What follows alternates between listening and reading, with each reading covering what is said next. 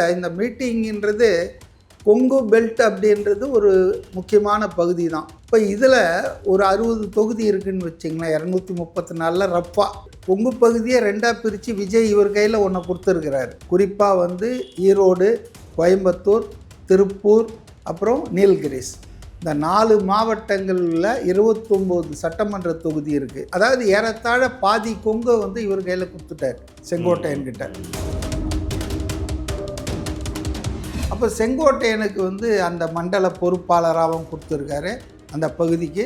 அது இல்லாமல் 29 தொகுதியிலையும் ஜெயிக்க வைக்கிறது, கேண்டிடேட் செலெக்ஷன் உள்பட செங்கோட்டையன் சொல்கிற ஆளுக்கு தான் முன்னுரிமை கொடுக்கறதுன்றது விஜய் தெளிவாக இருக்கார்.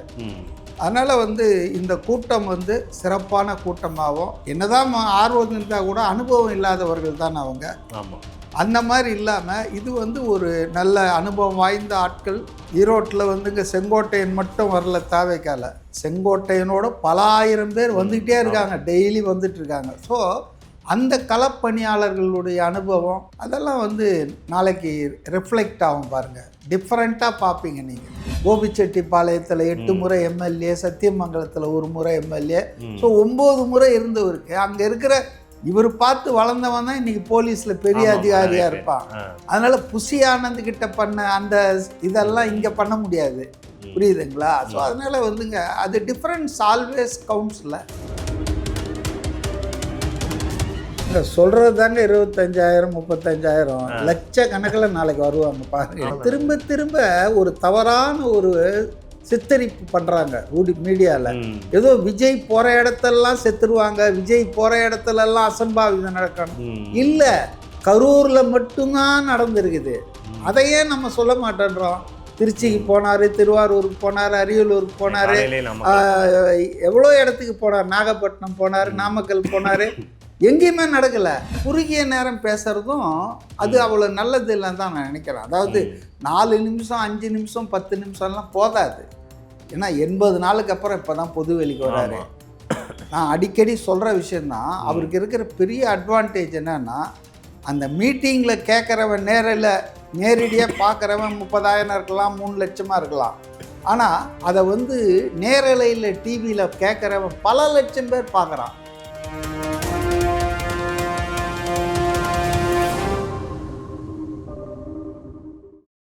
வணக்கம், இது செகண்ட் ஃப்ளோர் தமிழ். தாவேகா தலைவர் விஜய் அவர்கள் அடுத்த கட்ட தன்னோட தேர்தல் பரப்புரையை வந்து முன்னிட்டு ஈரோடு மாவட்டத்தில் நாளைக்கு ஒரு மிகப்பெரிய ஒரு கூட்டம் வந்து போகிறாரு. இந்த கூட்டத்தில் இப்போ தாவேகால அஞ்சிருக்கக்கூடிய செங்கோட்டையன் அவர்கள் முன்னாடி நின்று முன்னிலையில் தான் நடத்தி வைக்க வந்து போகிறாரு. ஸோ இதை வந்து குறித்தும் பல்வேறு முக்கியமான அரசியல் நிகழ்வுகள் குறித்தும் அரசியல் விமர்சகர், அரசியல் பார்வையாளர் திரு மதிவாணன் அவர்கள்கிட்ட நம்ம இன்றைக்கி அரசியல் நேர்காணலில் சந்திக்க வந்து போகிறோம். வாங்க வீடியோக்குள்ளே வந்து போகலாம். சார் வணக்கம். சார் வணக்கம்.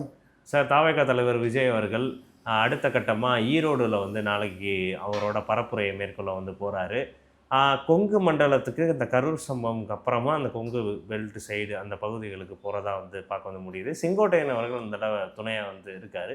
இதை எப்படி பார்க்குறீங்க? செங்கோட்டையன் அவர்களோட ஏற்பாடுகள்லாம் குறித்து நீங்கள் என்ன வந்து நினைக்கிறீங்க? சொல்ல வேணாமே, அவர் வந்து வெரி எக்ஸ்பீரியன்ஸ்டு பொலிட்டிக்கல் லீடர். 9 முறை எம்எல்ஏவாக இருந்திருக்காரு, ஈரோடு மாவட்ட செயலாளராக இருந்திருக்காரு, ஈரோடுக்கு பொறுப்பு அமைச்சராக இருந்திருக்காரு, 53 வருஷம் பொது வாழ்க்கையில் இருந்த அனுபவம் இருக்குது. அப்புறம் அவர் ஏற்பாடுக்கு சொல்லணுமா? அதனால தான் பார்த்தீங்கன்னா சேலத்தில் வந்து காவல்துறை வந்து தாவேகாவினரை ஏமாத்துச்சு. 30 நாளைக்கு முன்னால் பர்மிஷன் கேட்கணும், அப்படி இப்படின்னு சொல்லி அவங்க அங்கே நடத்த விடாமல் பண்ணாங்க. ஆனால் ஈரோட்டில் அந்த பாட்சா பலிக்கலையே. இவங்க என்ன கண்டிஷன் கொடுத்தாலும் அதுக்கு அவர் வந்து பதில் சொல்லி விளக்கம் சொல்லி பர்மிஷன் வாங்கிட்டார ஒரு வாரத்திலேயே. அதனால் வந்து இஸ் எக்ஸ்பீரியன்ஸ் லீடர்ன்றது வந்து தாவேகாவுக்கும் நல்ல இதுதான் வாய்ப்பை ஏற்படுத்தியிருக்கு. அதே போல் விஜய்க்கும் இது வந்து பெனிஃபிட் தான் அவர் வந்தது. ஸோ அதனால் இந்த மீட்டிங்ன்றது கொங்கு பெல்ட் அப்படின்றது ஒரு முக்கியமான பகுதி தான். இப்போ தமிழ்நாட்டில் தென் தமிழகம், வட தமிழ்நாடு, சென்னையை ஒட்டிய பகுதி, டெல்டா, அதுக்கப்புறம் பார்த்திங்கன்னு சொன்னால் இந்த இதுதான் கொங்கு தான்.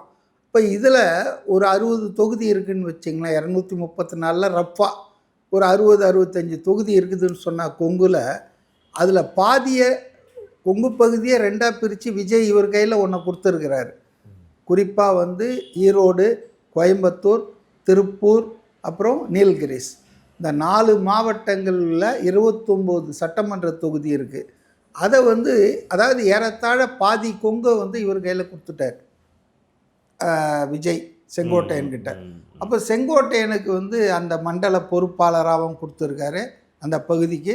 அது இல்லாமல் 29 தொகுதியிலையும் ஜெயிக்க வைக்கிறது, கேண்டிடேட் செலெக்ஷன் உள்பட செங்கோட்டையன் சொல்கிற ஆளுக்கு தான் முன்னுரிமை கொடுக்கறதுன்றது விஜய் தெளிவாக இருக்கார்.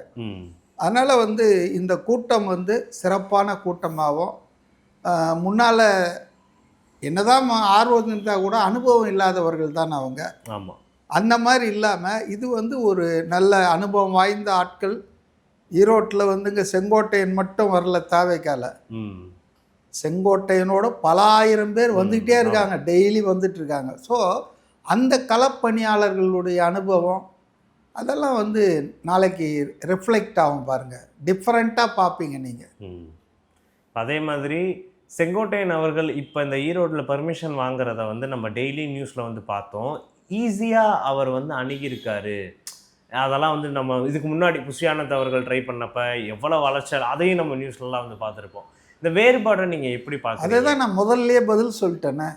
அவருக்கு இருக்கிற அனுபவம், ஈரோடு மாவட்ட செயலாளர், ஈரோடு பொறுப்பு அமைச்சர், கோபிச்செட்டிப்பாளையத்தில் 8 முறை எம்எல்ஏ, சத்தியமங்கலத்தில் 1 முறை எம்எல்ஏ, ஸோ 9 முறை இருந்தவருக்கு அங்கே இருக்கிற இவர் பார்த்து வளர்ந்தவன் தான் இன்னைக்கு போலீஸில் பெரிய அதிகாரியாக இருப்பான்.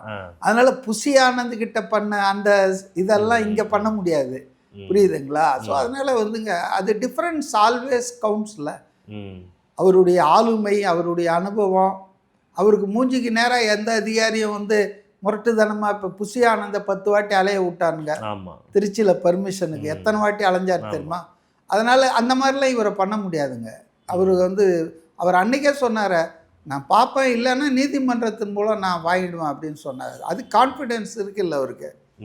அவருக்கு ஆளும் இருக்கிறது, அனுபவம் இருக்குது, அந்த பகுதியில் செல்வாக்கு. ஏதோ கோபிச்செட்டிப்பாளையம் மட்டும் சொல்ல, அந்த கோவை மண்டலத்தில் இருக்கக்கூடிய ஒரு 30-40 தொகுதியில் செங்கோட்டையனுக்குன்னு ஒரு பெரிய செல்வாக்கு இருக்குங்க. அதனால் அதெல்லாம் வந்து சேர்ந்து தான் எல்லாரையும் கொஞ்சம் அடக்கி வச்சிருக்கு. ஆனால் அவர்கிட்டையும் கேட்டாங்க, அவர்கிட்டயும் வந்து 84 நிபந்தனைகள் போட்டாங்க. அதில் ஒரு நிபந்தனை என்னன்னா 35,000 பேர் வருவாங்கன்னு இவர் சொன்னார் இல்லையா, 10,000 பேர் தாவேகா நிர்வாகிகள், 25,000 பேர் பொதுமக்கள்னு. அந்த 35,000 பேருடைய நேம் லிஸ்ட்டை எங்களுக்கு கொடுங்கன்றான் போலீஸ். இதே போலீஸ் திருவண்ணாமலையில் போய் கேட்டிருப்பானா போன வாரம்? 1,30,000 கூவிட்டு இருந்தாங்க. எத்தனை பேர் வந்தாங்கன்னு தெரியாது, ஃபுல்லாக காலி சேர்ந்தா அந்த திருவண்ணாமலையில்.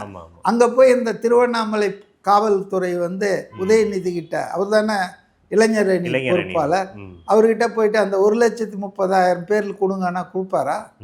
அதனால் வந்துங்க எப்பவுமே அனுபவத்துக்கு ஒரு இது இருக்குது இல்லையா, அதுதான் செங்கோட்டையனை போலீஸ் வந்து கொஞ்சம் பதமாக பார்த்து கொடுத்துட்டாங்க. அதனால தான் பார்த்தீங்கன்னா டக்குன்னு அந்த கோயில் நிர்வாகத்தை விட்டு ஒன்று கலப்புனாங்க. இது கோயில் நிலம், இது ஆன்மீகம், இங்கே அரசியல் பேசக்கூடாதுன்னாங்க. அப்புறம் 1 லட்ச ரூபாய் கட்டினோன்னா அரசியல் பேசலாம், எல்லாம் பேசலான்ட்டாங்க இப்போ. அதனால் பல முனைகளிலிருந்தும் தடங்கல்கள் முட்டுக்கட்டை போட முயற்சி பண்ணது உண்மை. திமுக ஆட்சியாளர், காவல்துறை, அறநிலையத்துறை, கோயில் நிர்வாகம்னு. But because of the experience, செங்கோட்டையனுடைய அந்த அனுபவம் காரணமாக அதெல்லாம் உடைச்சி தூளாக்கிட்டார். இப்போ இவ்வளவு நிபந்தனைகள் வந்து போட்டோம், இவ்வளவு விஷயங்களை வந்து பண்ணியும் யாருக்குமே இந்த பாண்டிச்சேரியில் பண்ண மாதிரி கியூஆர்லாம் நாங்கள் கொடுக்க போகிறது இல்லை, பொதுமக்கள் வந்து ஆமாம் அதை தெளிவாக சொல்லிட்டாங்க. காவல்துறை கிட்டே இன்ஸ்ட்ரக்ஷன்லாம் செங்கோட்டையன் சைடு இருந்து வந்து பட்டிருக்கு, இவ்வளோ பேர் வந்து வந்தால் போதும், அதுக்கப்புறம் நீங்கள் தடுத்து நிறுத்துவீங்க அப்படின்னா. இவர் என்ன சவால் விடுறாருன்னா, பாதுகாப்பான முறையில் எப்படி வந்து நிகழ்ச்சி நடக்கிறன்றதை நான் உங்களுக்கு எடுத்து காட்டுறேன் அப்படின்றதே செங்கோட்டையன் வந்து ஆளும் வர்க்கத்துக்கு சவாலாக விட்டுருக்காங்க. எங்க சொல்கிறது தாங்க 25,000 35,000 லட்சக்கணக்கில் நாளைக்கு வருவாங்க பாருங்க. ஆமாம், இதை எப்படி கண்ட்ரோல் பண்ணுவாங்க? ஏன்னா அதே நீங்கள் திரும்ப திரும்ப ஒரு தவறான ஒரு சித்தரிப்பு பண்ணுறாங்க மீடியாவில். ஏதோ விஜய் போகிற இடத்தெல்லாம் செத்துருவாங்க, விஜய் போகிற இடத்துலலாம் அசம்பாவிதம் நடக்கணும். இல்லை, கரூரில் மட்டும்தான் நடந்திருக்குது. அதையே நம்ம சொல்ல மாட்டேன்றோம். திருச்சிக்கு போனார், திருவாரூருக்கு போனார், அரியலூருக்கு போனார், காலையிலே நமக்கு எவ்வளோ இடத்துக்கு போனார், நாகப்பட்டினம் போனார், நாமக்கல் போனார். எங்கேயுமே நடக்கலை. Why it has happen only in Karur? அதான கேள்வி. அப்படி கேட்கறத விட்டுட்டு சார் நாளைக்கு இது சமாளிப்பாங்களா? சமாளிச்சுட்டு தானே இப்போ வந்தாங்க. திருச்சி ஏர்போர்ட்லேருந்து மரக்கடைக்கு போகிறதுக்கு 5.5 மணி நேரம் ஆச்சு. ஆமாம், அவ்வளோ கூட்டம் இருந்தது. அங்கெல்லாம் எந்த அசம்பாவிதமும் நடக்கலையே. அப்போ Karur is the point to be noted. கரூரில் வந்து இப்போ அது விசாரணை இருக்கிறதால நம்ம அதை பற்றி பேச முடியாது. ஆனால் இன்றைக்கி தாவேக்கா ஆட்களை நிர்வாகிகளே பேசுகிறாங்களே, அது ஒரு சதி செயல். ஒரு கும்பல் உள்ளே இறக்கி விடப்பட்டு அவங்க திட்டமிட்டு செய்த நாச வேலைன்றாங்களே, அது ஒரு ஆக்சிடெண்ட்டோ இன்சிடெண்ட்டோ இல்லைன்னு சிடிஆர் நிர்மல்குமார் பத்திரிகையாளர்கிட்டே சிபிஐ கிட்ட சாட்சி சொல்லிட்டு வந்து வெளியே பேசினார். அதனால் நம்ம என்ன நினைக்கிறோன்னா, கரூரில் மட்டும் நடந்ததுக்கு வேறு காரணங்கள், தனி காரணங்கள். அதாவது விஜய் பிரச்சாரத்தை முடக்கி விட்டுருணும், க்ளோஸ் பண்ணி விட்டுறணுன்றதுக்காக செய்யப்பட்ட ஒரு சதி செயல். அது எல்லா இடத்துலையும் நடக்காது இல்லை. ஆமாம்.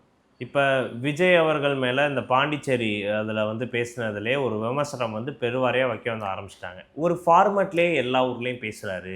இப்போ எல்லாத்துக்கும் வந்து ஸ்டார்டிங் வந்து போனோடனே அந்த ஊரோட சிறப்பம்சங்கள் மாதிரி முன்னுரை மாதிரி ஆரம்பிக்கிறாரு. 2 மார்க் கொஸ்டின் ஃபில் பண்ண மாதிரி பண்ணிவிட்டு அதுக்கப்புறம் அந்த ஊரோட பிரச்சனைகள், பஸ் ஸ்டாண்டோ இல்லை ரோடோ அதெல்லாம் வந்து மென்ஷன் பண்ணிவிட்டு கடைசியாக வந்து ஒரு வார்த்தை திமுகவை வந்து அட்டாக் பண்ணிவிட்டு நன்றி மீண்டும் வந்து சந்திக்கிறேன் அப்படின்ட்டு இந்த 15 நிமிஷம் டு 12க்குள்ளேயே முடிச்சிடுறாரு. இது பத்தலை அப்படின்ட்டு நிறைய அரசியல் சாதனமும் விமர்சிக்கிறாங்க. அதாவது இதுக்கு விஜயை சொல்லி பிரயோஜனம் இல்லை. விஜய் எழுத வச்சிருக்காரு பாரு ஆளுங்க, அவங்க கட்டுரை எழுதுற மாதிரி எழுதுறாங்க. அதாவது இந்த ஊரா, அந்த ஊரில் என்ன முக்கியமான விஷயம், யார் பிறந்தான், யார் வாழ்ந்தான், இது வந்துங்க அரசியல் பேச்சே கிடையாது. அது ஒரு கட்டுரை எழுதலாம் அந்த ஊரை பற்றி. பாண்டிச்சேரின்னா அதில் என்ன, பாரதிதாசன் பிறந்தார், பாரதியார் வாழ்ந்தார், இது எல்லாருக்கும் தெரிஞ்ச கதை. ரொம்ப அமச்சூரிஸாக இருக்குதுன்றது உண்மைதான். அதுக்கு பாவம் விஜய் என்ன பண்ணுவார், அந்த ஸ்பீச் ரைட்டர்ஸ் தான் அதை வந்து சரி பண்ணணும். அதே போல் குறுகிய நேரம் பேசுகிறதும் அது அவ்வளோ நல்லது இல்லைன்னு தான் நான் நினைக்கிறேன். அதாவது 4 நிமிஷம் 5 நிமிஷம் 10 நிமிஷம்லாம் போதாது. ஏன்னா 80 நாளுக்கு அப்புறம் இப்போ தான் பொது வெளிக்கு வராரு. நான் அடிக்கடி சொல்கிற விஷயந்தான், அவருக்கு இருக்கிற பெரிய அட்வான்டேஜ் என்னன்னா, அந்த மீட்டிங்கில் கேட்குறவன் நேரடியாக பார்க்குறவன் 30,000 இருக்கலாம், 3 லட்சமாக இருக்கலாம். ஆனால் அதை வந்து நேரலையில் டிவியில் கேட்குறவன் பல லட்சம் பேர் பார்க்குறான். அப்போ அது அவருக்கு இருக்கிற அட்வான்டேஜ், வேறு யாருக்கும் இல்லாத அட்வான்டேஜ். இப்போ போன வாரம் திருவண்ணாமலையில் சன் நியூஸில் லைவாக போட்டாங்க யார் ஸ்டாலினுடைய பேச்சை. எத்தனை பேர் பார்த்தான்? 500 பேருக்கு கூட பார்க்கல, 462 பேர் பார்க்குறான்.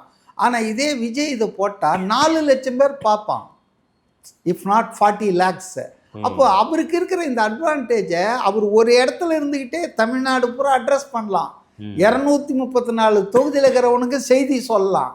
ஆனால் இந்த அனுமாருக்கு அவர் பலம் தெரியாதுன்ற மாதிரி விஜய்க்கு இருக்கிற பலம், சக்தி, செல்வாக்கு அவருக்கு யாரும் புரிய வைக்க மாட்டேன்றாங்க.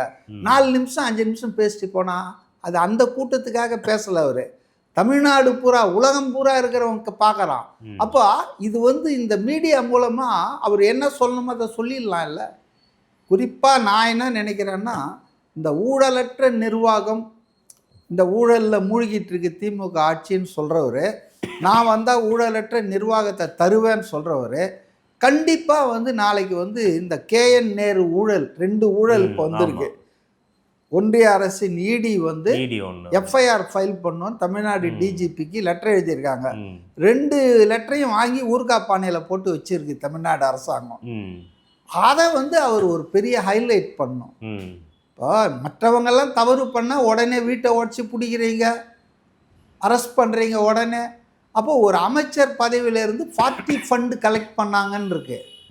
இப்போ கான்ட்ராக்டர்களிடம் அந்த முனிசிபல் அட்மினிஸ்ட்ரேஷன் துறையில் நேருவும் அவருடைய அதிகாரிகளும் 40 ஃபண்டு பல 100 கோடி பண்ணி அதை வெளிநாடுகளுக்கெல்லாம் சட்டவிரோதமாக பணப்பரிமாற்றம் பண்ணியிருக்காங்கன்றது தான் இப்போ இடி உள்ளே வருது. அதுக்கு முன்னால் இதே முனிசிபல் அட்மினிஸ்ட்ரேஷனில் ஒரு 800 கோடி ரூபாய் லஞ்சம் வாங்கியிருக்காங்க. இது கான்ட்ராக்ட் கிட்ட வாங்குறது வந்து ஊழல், இது வேலை தரேன்னு சொல்லி லஞ்சம் வாங்கியிருக்காங்க. அப்போது இது ரெண்டும் சேர்த்தா சில 1000 கோடிகள் நேரு மட்டுமே பண்ணியிருக்கிறதா குற்றச்சாட்டு வந்திருக்கு. அப்போ அதை விசாரிக்கிறதுல என்ன தப்பு? ஏன் நீங்கள் வந்து எஃப்ஐஆரே போட மாட்டேன்றீங்க? எஃப்ஐஆர் இவங்க போடலைன்னா இடி வந்து அதை எடுக்க முடியாது. நேற்று பார்த்தீங்கல்ல, 10 வருஷமாக இந்த நேஷ்னல் ஹெரால்டு கேஸில் சோனியா காந்தி மேலேயும் ராகுல் காந்தி மேலேயும் இடி போட்ட இந்த சார்ஜ் ஷீட்டை டெல்லி கோர்ட் தூக்கி வீசிட்டான். இதை வந்து நாங்கள் எடுக்க முடியாது அப்படின்ட்டு. அதுபோல் இடி வந்து ஒரு விஷயத்தில் இறங்கணும்னா அதுக்கு எஃப்ஐஆர் போட்டிருக்கணும் அந்த குற்றத்தின் மேலே. அதுக்கு தான் அவங்க இது 2 பேருக்கும். ஆனால் தமிழ்நாடு அரசு போடுமா?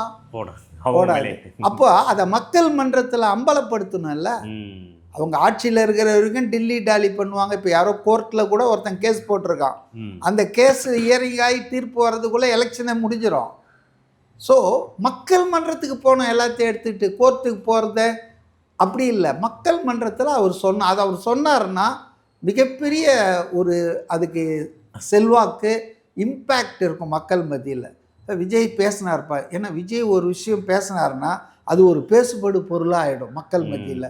அதெல்லாம் செய்யணும்னு நினைக்கிறேன். ஆனால் நீங்கள் சொன்ன மாதிரி ஈரோடு பெரியார் பிறந்தார், பெரியார் சேர்மேனாக இருந்தார்னு எவனாவது எஸ்ஏ எழுதி கொடுத்து அதை வந்து நாளைக்கு படித்தார்னா the whole attempt of Sengottaiyan will become useless, வேஸ்ட்டாக போயிடும். எனக்கு என்னென்னா, நாளைக்கு வந்து இந்த ஆதவ் அர்ஜுனா இவங்க புஷி ஆனந்தெல்லாம் பேச விட்டோம். ஆனால் செங்கோட்டையனை வந்துட்டு நிறைய பேச விடணும். அவர் பேசினாருன்னா தான் மண்ணின் மைந்தர், கொஞ்சம் எக்ஸ்பீரியன்ஸு, பாலிடிக்ஸ் பேசுவார் அவர். நிச்சயமாக எடப்பாடிக்கு பதில் கொடுப்பாங்கன்னு வச்சிங்களேன். ஏன்னா நாளைக்கு மேடையில் வந்து பல முன்னாள் அமைச்சர்கள், இப்போ பொறுப்பில் இருக்கிற அதிமுக நிர்வாகிகள்லாம் வந்து சேர போகிறதா ஒரு தகவல் பலமாக வந்துட்டுருக்கு. அதனால் வந்து நாளைக்கு கூட்டத்தை ஒரு அரசியல் கூட்டமாக மாற்றணும். இவ்வளோ நாளாக வந்து வெறும் தனி ஒருவனாக விஜய் தான் பேசிகிட்டு இருக்காரு, விஜய் மட்டும்தான் முகத்தை காட்டுறாருன்ன மாதிரி இல்லாமல் அதை ஒரு பொலிட்டிக்கல் பார்ட்டி ஆக்கிடணும். ஒரு 3-4 பேர் இறங்கி களத்தில் பேசணும், ஒவ்வொருத்தரும் ஒரு விஷயத்தை பேசணும். அஃப்கோர்ஸ் கீ நோட் அட்ரஸ் வந்து விஜய் பண்ணட்டும். அப்போ இந்த இஷ்யூவெல்லாம் நாளைக்கு பேசினாங்கன்னா நல்லா இருக்கும்ன்றது தான் என்னுடைய அபிப்பிராயம். அவங்க என்ன பண்ண போகிறாங்கன்றது அவங்களுக்கு தான் தெரியும். Okay sir.